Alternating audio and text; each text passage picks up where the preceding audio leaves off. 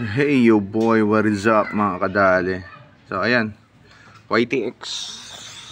Ayan, YTX.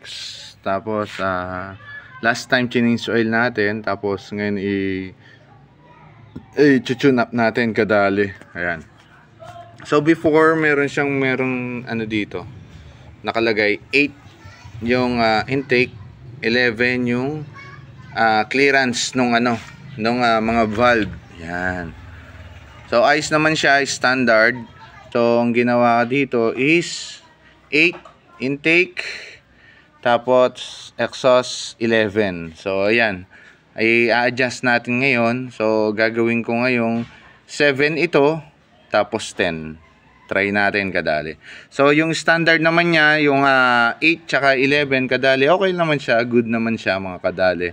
Para i-try ko lang kung mas lalong tatahimik, kasi napakatahimik nito kadali. So higpitan lang natin ng isa, babawasan lang natin ng isa. Dati 11, gagawin natin 10. Tapos ito 8, so gagawin natin 7. So ayan, sisikipan lang natin ng konti kadali. Yan. So good as nyo na naman siya kadali. Yan, pinunasan ko sa loob. Ayan, so tune up na natin kadali, syempre. Alright. Hindi yun mga kadali, at nabuksan ko na yung valve cover. Ayan, ayun yung ating engine. Yan. Tapos ito yung sa baba. Ayan, so inalis natin to, yung mga cup niya dito. Ayan, alisin yan. Pati dito sa kabila, para makuha mo yung timing kadali.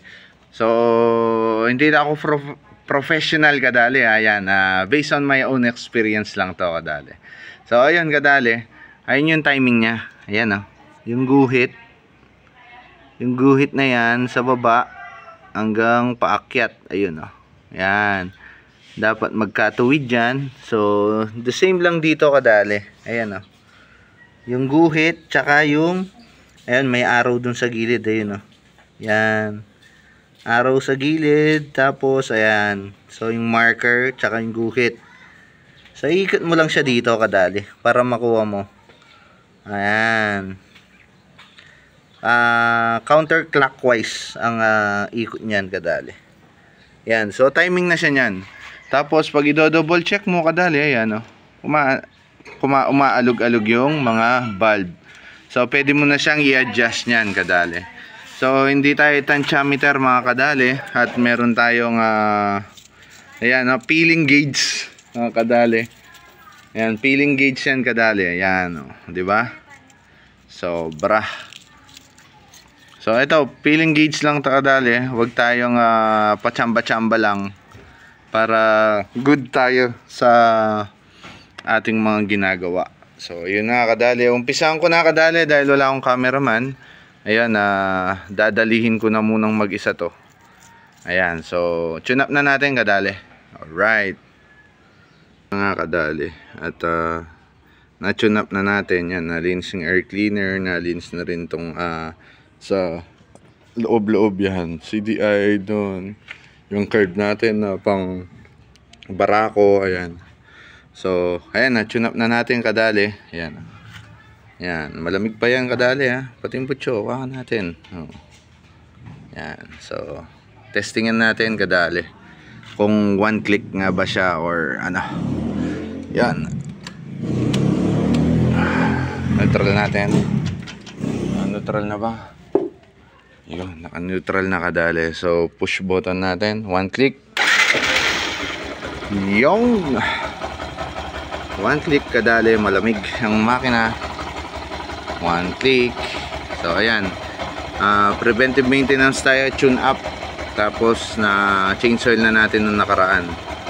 So ayan, ayos na kadali. So ayun, maandar na siyang mag-isa dahil naka-neutral. So ayun kadali, and that's it for today kadali. So if you want some a little bit knowledge, or kung gusto nyo mag-comment, suggestions, violent reactions, comment down below lang yan kadali. So ayun kadali, thank you very much for watching. Ayan, so maganda kanyang minor, good, at fresh itong makina na to kadali. So ayun, Thank you very much for watching, kadali. At kung may question kayo, comment down below lang, kadali. Mr. Worldwide, dali. Ride safe lahat, mga kadali. Ride safe sa daan. Alright.